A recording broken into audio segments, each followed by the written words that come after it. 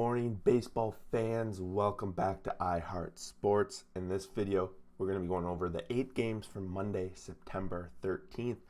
Wildcard races are heating off. Some of those games last night, very important in the races, but a lot of blowouts. So it was pretty fun to watch. Also, football was going on. Week 1 coming to an end. Hopefully, everyone enjoyed that game as well. But this is for the baseball game. So let's jump into it. Before we do, go down there, like this video, subscribe to the channel, join the community. We go over baseball games every morning. Playoffs coming up. It's going to get pumped. We're excited. Yankees 6, Twins 5. First game of the night. These guys were playing a makeup game from earlier in the season, which to my surprise still went 9 innings. Because if it didn't, the Yankees were not going to come back. It would have been a 5-2 game. Twins were out 5-0 after the first couple of innings. Polanco hits his 30th in that first inning. Sano his 27th, and Buxton hits a solo shot in the third to add to it. Buxton's been fire since he's come back. They really missed him. I say this almost every day lately, but they've missed him. But the Yankees, they start chipping away. Gallo in the 7th hits a solo shot to put up the second run of the night for the Yankees. But then it's Aaron Judge who plays hero, 33rd home run of the season, coming with 2 outs in the 8th inning, a 3-run shot that ends up tying the game for the Yankees, and they find a way to win it in the bottom of the 10th. Gant only goes 2 outs. I'm not sure what was going on there with the Twins. He went 12 pitches. There must have been something deeper. Gill for the Yankees goes 6-5, earned runs and 8 Ks. He's going to get the no decision as his team bails him out. And Henney actually comes in and doesn't give up a run. Chapman closes out the 9th, and Holmes is going to get the win, being the pitcher of record in the 10th. So the Yankees, they managed to stay in the race, and they're holding on to that second wild card spot now. Marlins 3, Nationals 0. Not a whole lot to talk about from this game. No home runs coming from either side. Clearly Washington got shut out, so they're not going to get a home run. And the Marlins don't like to hit a lot of home runs, so they just generate a couple runs. Austin Jackson having a double in there, which I think resulted in 2 RBIs coming in that 9th inning. And we also had Chisholm scoring a run in the first inning that pretty much carried the way. They were up 1-0 majority of the game. Alcantara, it's no surprise he went 8 innings pitched, 0 earned runs and 7 Ks. He's had a lot of games like this season where he's done just exactly this. Floro comes in for the 11th save, and Espino on the other side, 6 innings pitched, 1 earned run, 6 Ks in the loss for the Nationals. Next game up, Blue Jays 8, Rays 1. And the Rays have had the Blue Jays number for the majority of the season, but the Jays are one of the hottest teams in the MLB. And they got out in the 4th with a monster inning, 4 runs, followed by 3 more in the 5th, and they didn't have to look back. They generated all those runs coming in the 4th, but it was the 5th inning that saw Bo Bichette hit his 24th of the season. And Teoscar Hernandez had a nice 5-hit night. His batting average now up to .308. Very possible he could be the guy that stops Vlady from hitting the Triple Crown. Who knows? Alek Manoah goes 5, 0 earned runs and 10 Ks. Amazing outing for him. He's sporting a .339. He's making a bid at possible Rookie of the Year. And Colin McHugh goes 2.1, giving up no earned runs, and they bring in Yarborough, who gets destroyed for 7 earned runs over 2. He's going to get charged with all these. And we see Vlady Guerrero take the home run lead with his 45th of the season, coming in the 6th, which is their 8th run. The Rays, typical fashion, put up 1 run in the 9th. They love that 9th inning, but it's far too late at that point. Dirtbag, welcome back to the channel, buddy. I saw you yesterday, and you're damn right. Giants did clinch, and we'll get to that game in a minute. Cardinals 7, Mets 0, and now the Cardinals are half a game out of the wild card. Wow, it's for a team that we thought was all but out about a month ago. I thought they were pretty far out, but the wild card, that last spot in the National League, has really been up for grabs on this one. Goldschmidt hits his 25th of the season coming in that 5th inning, but the Cardinals generated a run in the 2nd and the 3rd. They just played some good baseball and then piled on a bunch in the 9th inning, 4 more to really cement the win. The Mets get shut out. Wainwright goes 6-0 earned runs and 4 strikeouts. He's still sporting an amazing 2.88 ERA.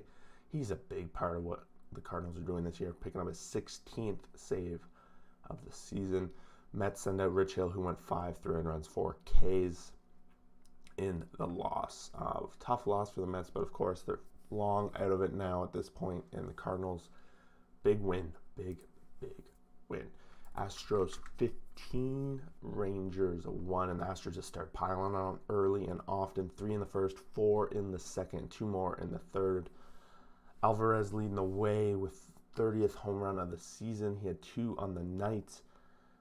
Siri also had 2 on the night, picking up his first 2 home runs in the season. Honestly, Siri's a new guy. I don't know who he is. He had a 4-hit, 5 RBI night. A big part of this team's offense yesterday.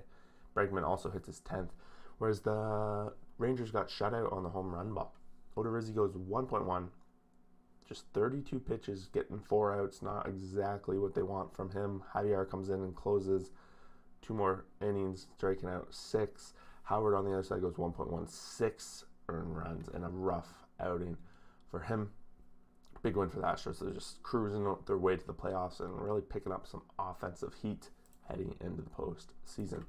Giants 9, Padres 1. So the Giants become the first team in the MLB to clinch the playoffs, and they do so at the hand of Yu Darvish and the Padres, who have just fallen apart down the stretch, and at this rate are likely going to miss the playoffs, with the Cardinals surging and the Reds still very much in the thick of it. The Padres just can't seem to get any winning baseball put together.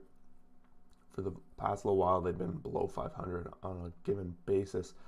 La Stella hits his 5th, Longoria his 12th, both coming in that first inning off Yu Darvish. They add even more in the 4th, where Yastrzemski hitting a solo shot and Belt hitting a 2-run shot. So Darvish giving up 4 home runs in those first 4 innings.